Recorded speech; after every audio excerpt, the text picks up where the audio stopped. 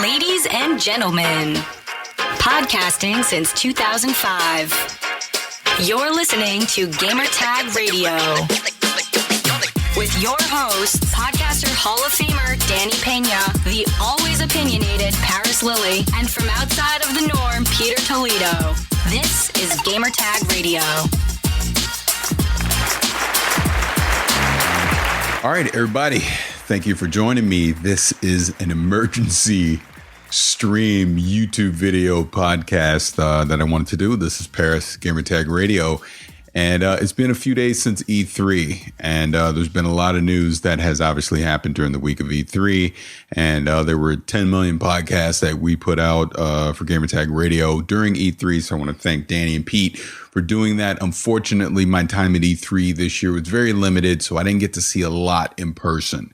But the stuff that I did get to see, I for sure want to kind of just give a brief overview of it really quick, and then just jump into my main topic, which is going to be Cyberpunk 2077 and just everything that happened this week with CD Projekt Red at E3 and just my overwhelming excitement about that game and about that studio and what I think they're going to be able to do here coming up in April. The other thing, obviously, I'll do at the end will be Anthony Davis going to my Lakers and what that means for the NBA, because obviously the NBA finals just ended.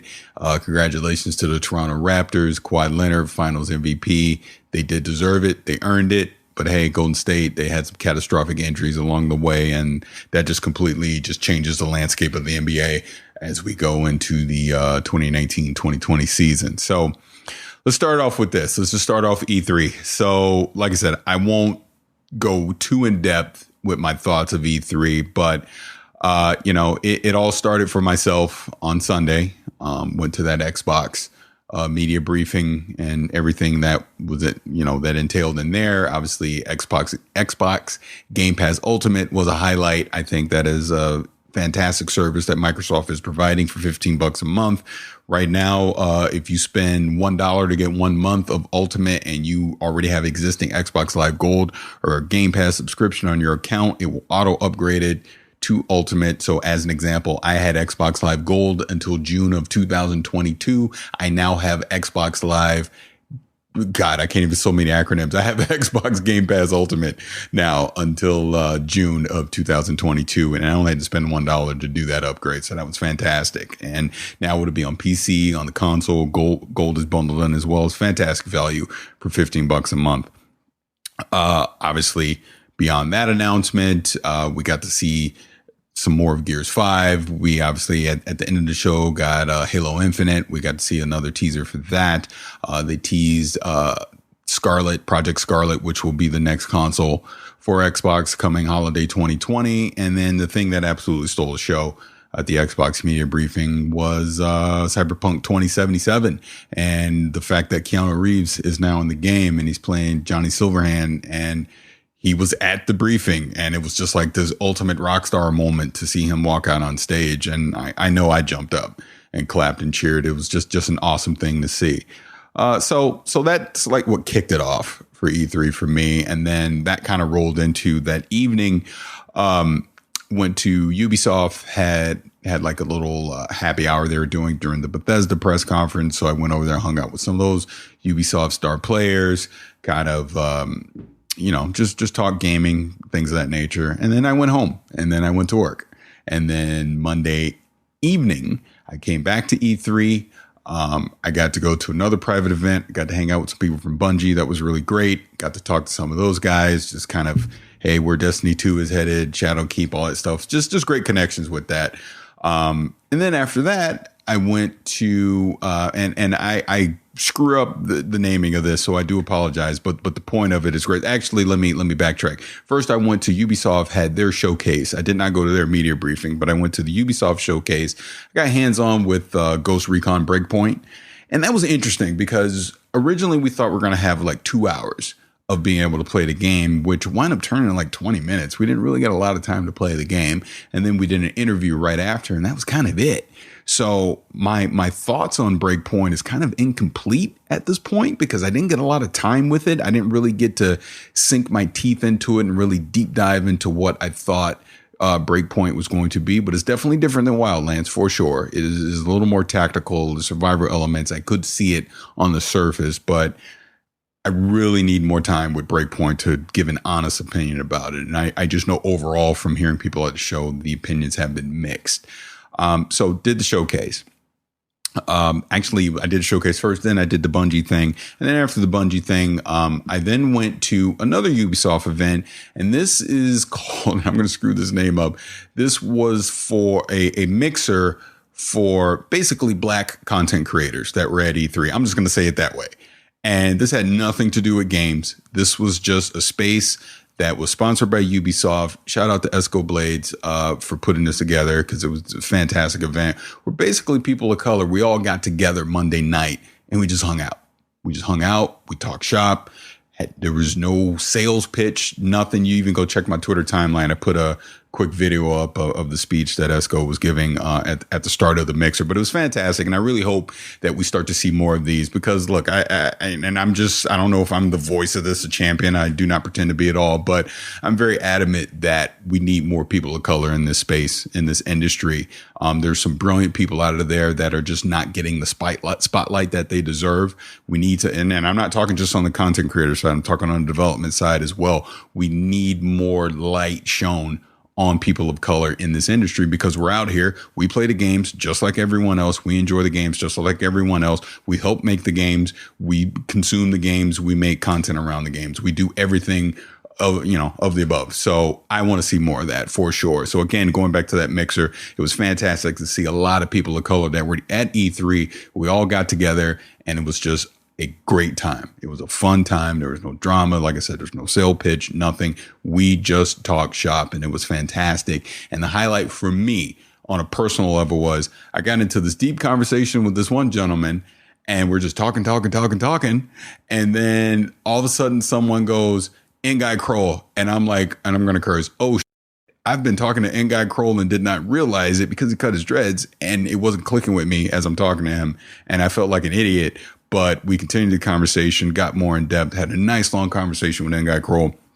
And that was an absolute highlight for me, because at being a person of color himself, he's definitely been one of my inspirations in this industry, going way back in the day, really kind of being the only person of color, the only face that we would see up on a stage with a Jeff Keighley or something like that at a panel or whatever, talking, with Gerstmann, all those guys, just over the years being able to sit there with them and talk about the industry at the time, the trends that were going on from his point of view.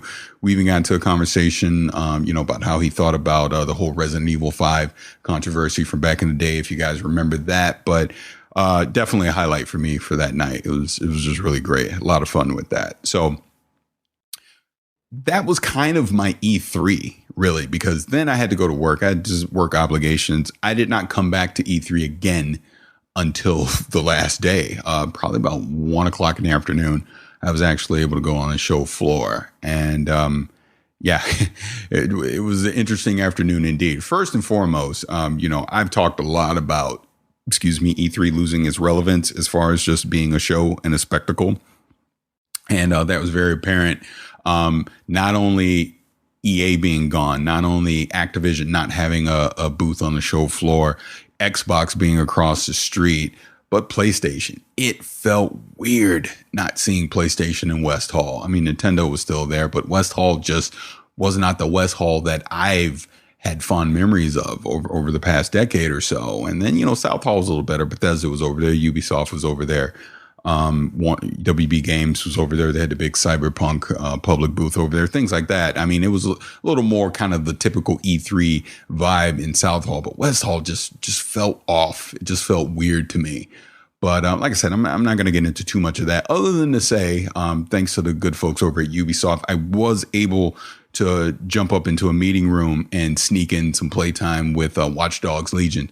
And I loved it. It absolutely shot up to probably my second most anticipated game coming between now and early 2020. I love the concept of basically being able to recruit these NPCs, and they all have their strengths and their weaknesses and their own backstories and their own things that they need assistance with. And you recruit them, you go help them with their problem. They join your team and you can send them out on a mission. It was really good. I mean, and definitely the watchdog hooks were in there for sure. Just kind of that near future hacking and everything that went along with that. And the mission I did was a lot of fun. I really enjoyed it. And I truly anticipate if Ubisoft is able to pull this off, March 2020, I definitely will be picking that up day one to check it out and play it. But let's just jump into the main event here. So the thing that really got me at that event at E3 was Cyberpunk 2077. And I've talked about this game over and over the past year. Obviously, you go back to the video that Danny took of my reaction coming on the demo from E3 2018 and just my genuine reaction and just how I felt about everything. It went viral. A lot of people over at CD Projekt Red kind of picked up on it. I've kind of been Twitter friends with some of them back and forth. So I was even talking with some of them leading up to E3, and they're excited for me to come. I was excited to go. And I even ran into one person in PR that helped me get into the demo this year right before I went in. He was like, "Are you excited? Are you ready?" I'm like, "Yes, I'm ready." And just the anticipation. I purposely booked the very last showing they had at E3 on Thursday just to make sure if there was any way possible I could make it. I figured, hey, the last one I'd be able to make. And sure enough, I was able to get out there to go see it. So I go in the demo, and I'll jump into the demo and just my thoughts here in just a second. But it was just surreal. The demo was at about 5, but I actually went over to the CD Projekt Red meeting room. I don't know, about 4:15, 4:20. I had Danny with me, and we just kind of just hung out. And a couple of devs, recognized me, came over. We had some conversations, kind of talked about the game, just CD Projekt Red as a whole. I was kind of talking about my love of The Witcher and, why I have a lot of respect for what that studio does, and just fantastic conversations. Really was a lot of fun with that. Took a lot of pictures, video, inside the meeting room because they had it all decked out and, just kind of that cyberpunk vibe. I was really hoping Mike Pondsmith would have been there when I was there, but he was not, unfortunately, but that's okay. The head of CD Projekt Red was there as well. So it was great to meet him. Just fantastic. Just leading into the demo. So, Miles, and I don't even want to try and pronounce Miles' last name because I'll screw it up, but Miles, he is the lead level designer for Cyberpunk 2077. And he also worked on The Witcher 3.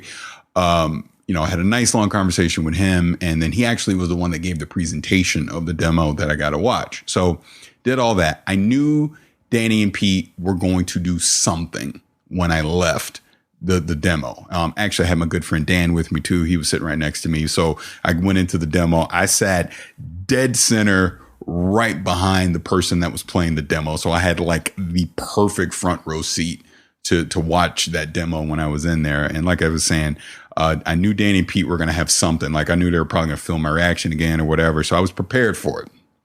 So when the demo ends, long line getting out. I'm kind of more of one of the last people to get out, and I can hear all this clapping and cheering as I'm making my way to the door. So what happened was Danny arranged with PR over at CD Projekt Red, all these acronyms, to have everybody that was at the show for CD Projekt Red greet me when I came out the door. So, as people are coming out, they're cheering for him. So I can see this as I'm starting to walk out. So I have 1,000 thoughts running through my head. I'm like, what do I do? What do I say?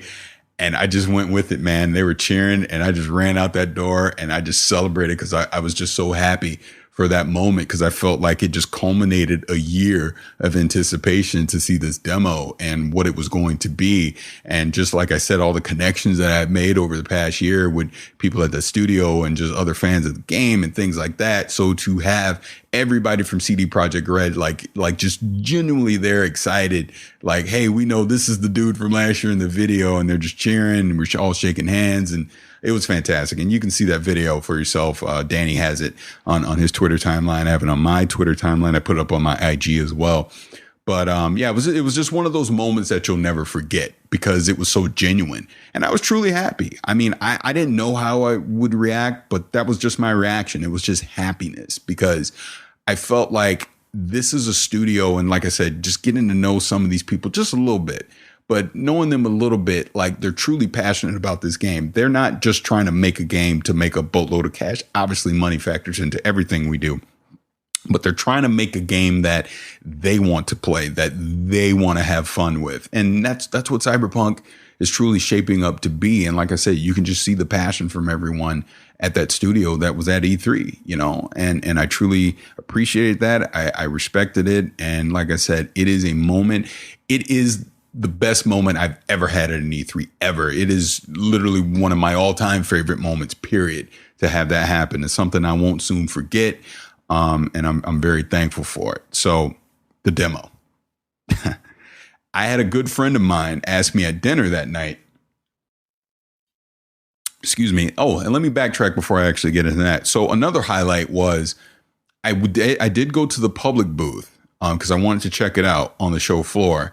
And I got to meet the community manager for CD Projekt Red, and she's been mad cool with me on Twitter. So it was very nice to meet her face to face. And, you know, we had a brief conversation, took a couple photos and all that, but extremely nice. And just, again, I'm just humbled by the entire experience. But okay, so like I said, went to dinner that night after E3 with some good friends. And one of them turned to me and said, it was he saw the video, said it was a great moment, and he didn't want me to take it in a negative way what he's about to ask, but he said he watched the 25-minute version of the demo at the public booth. I haven't seen it, so I don't know. I've only seen the 50-minute video that they showed us privately, but he was like, he didn't get it.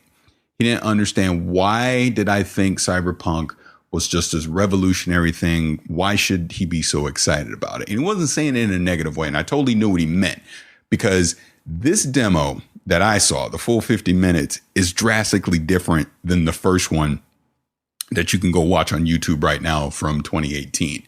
What I felt they tried to do in 2018 was they were trying to show you, here's this world that we've created.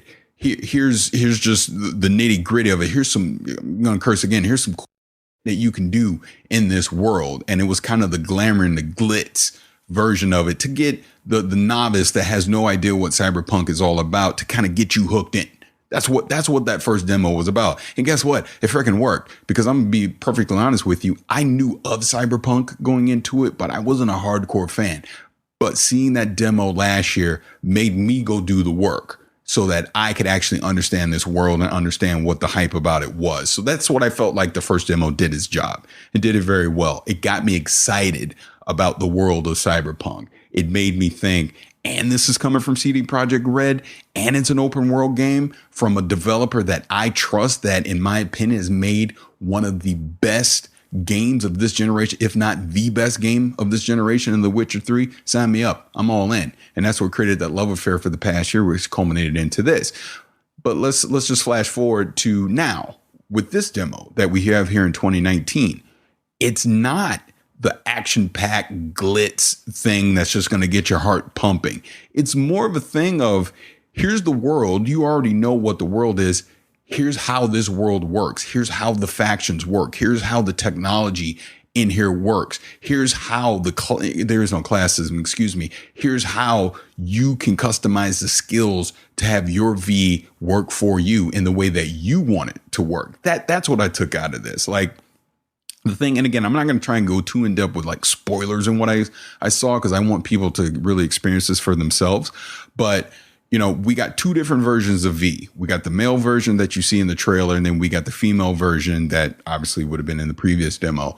And the male version is the netrunner. That's the hacker. That's the one that's going to use his hacking skills to be able to get his objective done. And then we saw a second version of V, which was the female version, which was more of kind of your melee brute force tank version that you can have. We got to see some shots of the actual skill tree that's in there, and it's vast, and there's just so many different things that you can put your skill points into to customize your V to your play style. I mean, it's very Deus Ex in that way, which again, if you go back to the late 90s, that was the original vision of Deus Ex.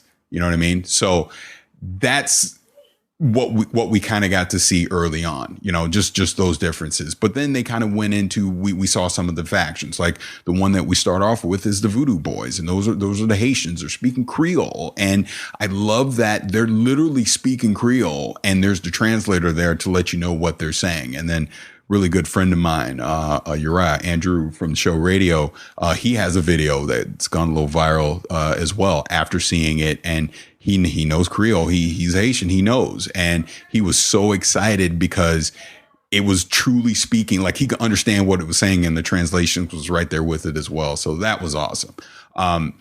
The other faction that we saw in there were the animals. And this faction, and I know there's been a little controversy in it because, they're black people and all that stuff, and people are trying to draw race and all that nonsense into it. That honestly isn't the problem, because they're called the animals. They're called the animals because there's this vicious faction, which, again, if you go on the Pondsmith, he's the one that named them, and he purposely gave them that name. There's just these strong, vicious people that they are like animals. That's why that faction is called the animals. But, they're kind of they're on the juice. They're all roided out. You know what I mean? They're just these big hulking NPCs that you'll see. And I love how they took a scenario where you went in as a net runner and use your hacking skills to solve the objective. And then they showed, all right, here's how it would work using the female V as kind of the tank melee. And it was completely different scenarios, but getting to the same objective as the end. And that's just two of many different scenarios you'll be able to tackle that way, depending on how you spec out your character. And that's what got me excited. I'll give one little tiny spoiler in there. There's a section with the animals where you approach these animals, and they're one of them's boxing with, my kids are back, so they're being loud. And they're boxing. So you're boxing, he's boxing with one of the robot things. You actually see this in the previous demo, and you hack the robot boxer, and you basically set him to kill, and he literally knocks the dude's heads off. It's awesome. Again, I don't want to get too in depth with that stuff, but that was just one example, with the net runner, that you'll be able to tackle a situation. And then the other being the melee tank, there was a section where you couldn't get through this door as the net runner, but as the melee tank, you could literally use your brute strength to open the door, and you could just skip a whole section and get right to the end of the objective. Just little things like that I really liked. Again, they kind of showed off the fast travel that's in the game. But again, there's no load times at all in the entire open world. And the only reason we saw the fast travel is just because they wanted to switch between characters and show us that it was there. But the thing, like I was saying, that excited me so much about what I think Cyberpunk is going to be is the world that Mike Pondsmith has created, through Cyberpunk 2020 and just the books and everything, the tabletop RPG. And then you have a developer like CD Projekt Red, who has earned our trust, that is translating this into an open world. And we're starting to see those things that were coming from the previous Cyberpunk being translated in 2077 into a video game, into an open world RPG. And just the possibilities are endless. Like, you can even take that E3 trailer. That is just one scenario where, Jackie dies in the car. That doesn't necessarily happen in every scenario when you tackle it. It all depends on how you do, because if you listen carefully to that trailer, they went in guns blazing to get that chip, right? You don't have to do that if you don't want to. So what happens in a scenario where you don't go in gun blazing and you just simply steal it, or you make a deal to get it? Jackie doesn't die, right? So that's going to branch off into a whole nother path. And again, if you played The Witcher 3, you understand what I mean by this and why it gets me so excited, because there were so many scenarios in The Witcher 3, depending on the choice that you made. NPCs could die early on and you never see them again, or there could be some that will be with you all the way to the end of the story. Really, the choice is up to you and how you want to tackle it. And again, just going from some of the conversations that I had with some people at CD Projekt Red, they've taken those lessons learned from The Witcher 3 and they're applying them into Cyberpunk 2077. And when I think it's like, okay, they've got all this knowledge from this other open world game, which was a smash success, that they can now apply and improve on in this one, just gets me excited. It really does. And like I said, I can't wait. Graphically, it obviously looks fantastic. We know we're getting an Xbox One and PS4 version, PC version. It was announced they did partner with NVIDIA, and we're going to get RTX as well. We'll TBD on what my rig's going to look like, but I'm definitely going to build a new one in early 2020. Hopefully either NVIDIA or AMD has a GPU that really excites me going into next year. Like, I'm just honestly not a fan of the 2080 line. So I hope something else comes early 2020 that excites me and is more price conscious as well. So that when I build my new rig, because that's where I'll be playing, Cyberpunk will be on PC. But like I said, overall, just very, very impressed by that demo. I truly want people to experience it for themselves. If you're going to go to Gamescom, you'll be able to see it there. They're going to show it at PAX. And then after PAX, they're going to release it to the public, similar to what they did with the demo from 2018. But like I said, don't let anyone ruin it for you. Experience it for yourself. Judge it for yourself. What they showed me, the nitty gritty of it, excited me, because this is truly going to be a living, breathing world. Because they took us to a whole nother area. It's called Pacifica. It was kind of a more of industrial area. It wasn't the glamour and glitz, just that near future look that we saw in the original demo. This was, like I said, more gritty. It was an area of Night City that people don't go to. It's a lot more dangerous, things like that. And like I say, just listening to the NPCs, like the Voodoo Boys in the background, kind of talking. They're talking politics, religion, and just all these things that are going on that you aren't affecting. They're going about their lives with or without you. You just happen to be a character in that world trying to make your way. And that's what excites me about it.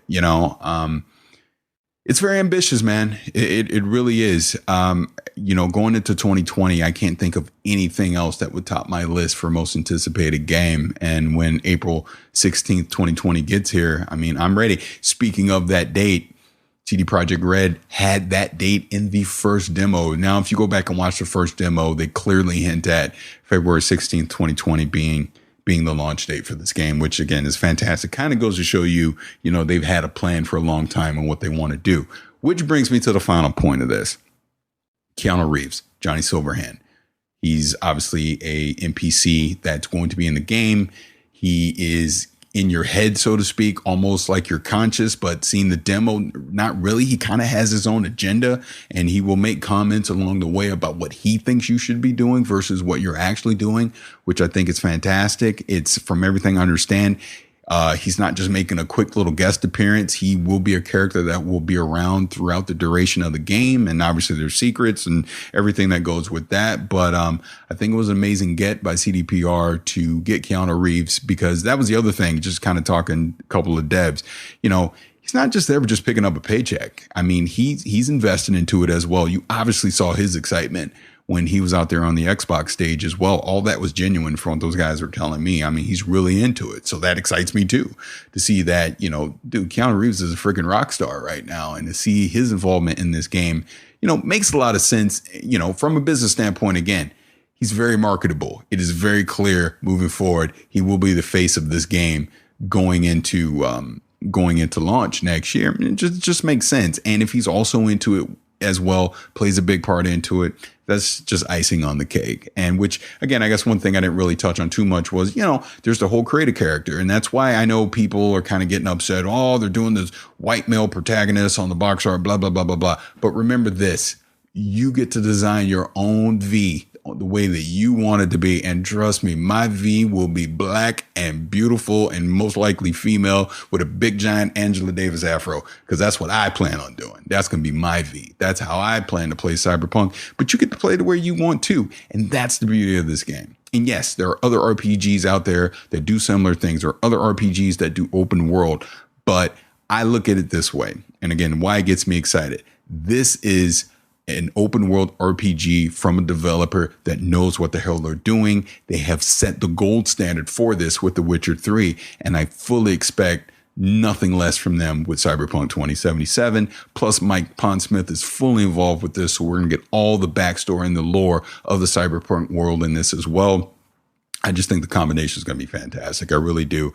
I will shamelessly say that I would love to be able to go to Gamescom this year, to see more of it potentially. But if that doesn't happen, once the full marketing picks up, probably end of this year, going into 2020, I'm not going to lie. I want to go to that studio. I want to go to CDPR. I would absolutely love to be able to go to that studio, talk to more of these developers, talk about this game, maybe potentially get hands on early, do preview content, the whole thing. That's what I personally want to do. That is literally, boom, in my bucket list. I want to do. I'll see if I can make that happen. But if I don't, that's okay too, because trust me, I will be there April 16th, 2020, playing it day one regardless. But, I definitely have a high respect for that studio, the people that work there, and just the work that they do. I think it's fantastic. So that's Cyberpunk 2077. I think I've talked enough about it. I could talk all day about it. Like I said, I don't want to give up too much of the demo. I want people to experience for themselves. But I hope people that are watching this or listening to it can at least appreciate and enjoy my impressions on it. And I'm sure if you got questions and everything, definitely hit us up, fanmail@gamertagradio.com, and we'll try and answer those questions in the future. And obviously hit me up on Twitter @vicious696. So, final thing. Today is Father's Day. And last night I got the ultimate Father's Day gift because I am a Laker fan.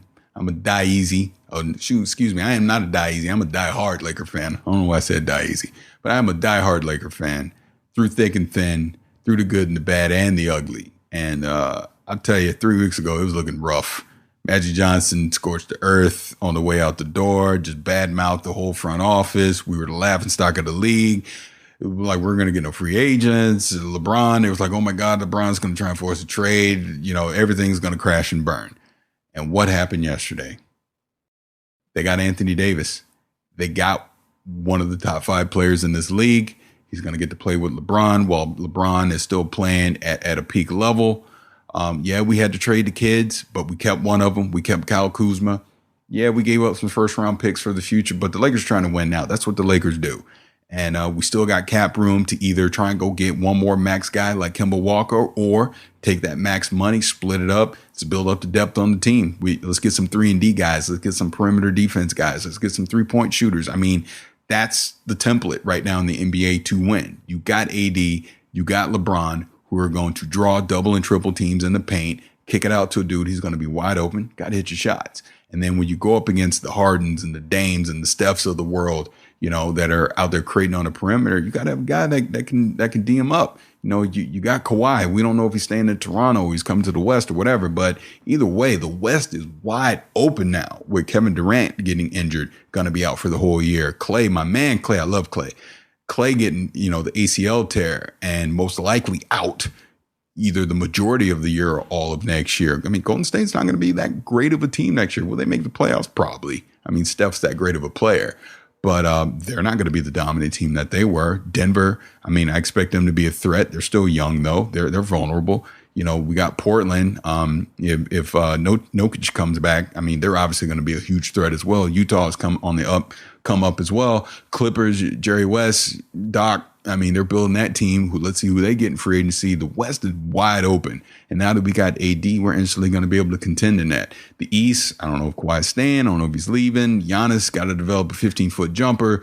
But all that's wide open, too. The NBA is so exciting right now. I can't wait till the draft on Thursday. And then obviously free agency coming up here in a couple of weeks. It's going to be a lot of fun. It'll be interesting to see where everyone goes. Unfortunately, I think the big loser out of all of this is going to be the New York Knicks. A couple of weeks ago, it looked like KD, Kyrie, no brainer. They're going. Maybe they can swing a trade, get AD and have their own super team. And now they're going to be back.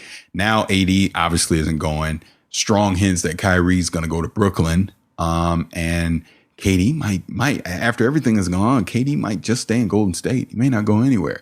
He may sign the max deal, heal up a year, and then Clay does the same, and then they just throw away this season, come back in 2021 and make a run again, fully loaded once again. So we'll see, man. But that'd be unfortunate if the Knicks completely strike out on everything, especially since they traded Porzingis in anticipation of all this happening. But been a great weekend for me. Been a great week. E3 was really great. And that's the one thing about E3 that can never be replaced. And despite me going, oh, it's dying and they got to do this and that. But just seeing the people, man. It's just seeing the people, seeing old friends, making new ones. I talk a lot about my social anxiety on Twitter a lot. And this was actually a really good week of me overcoming a lot of that.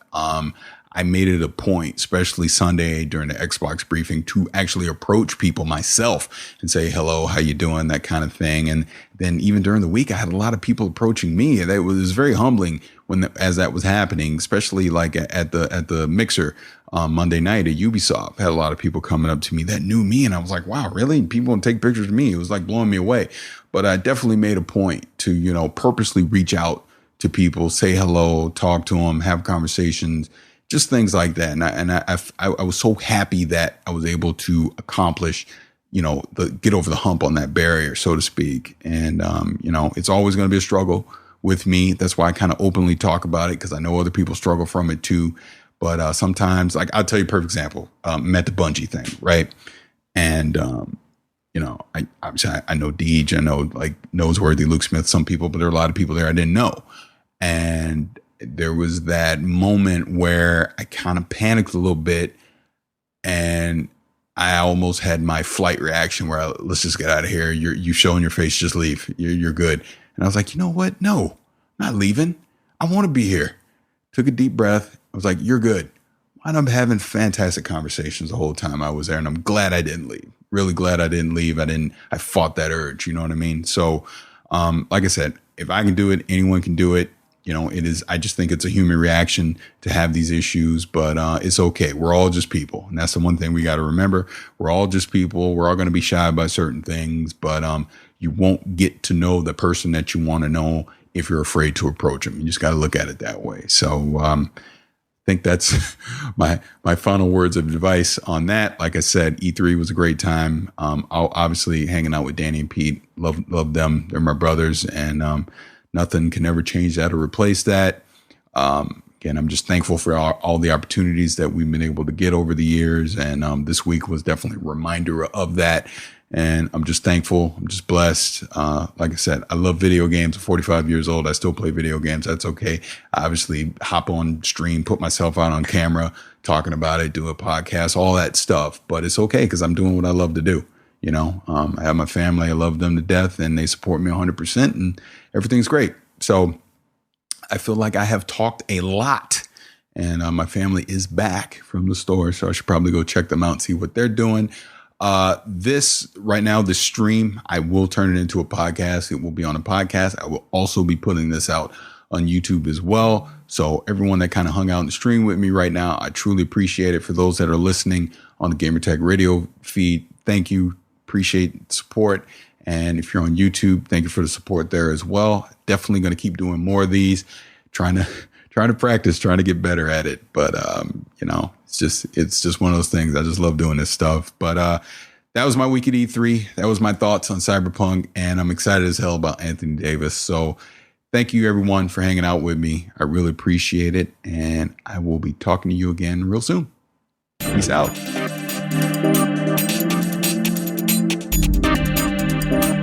Thanks for listening to Gamertag Radio. Be sure to like us on Facebook and follow us on Twitter.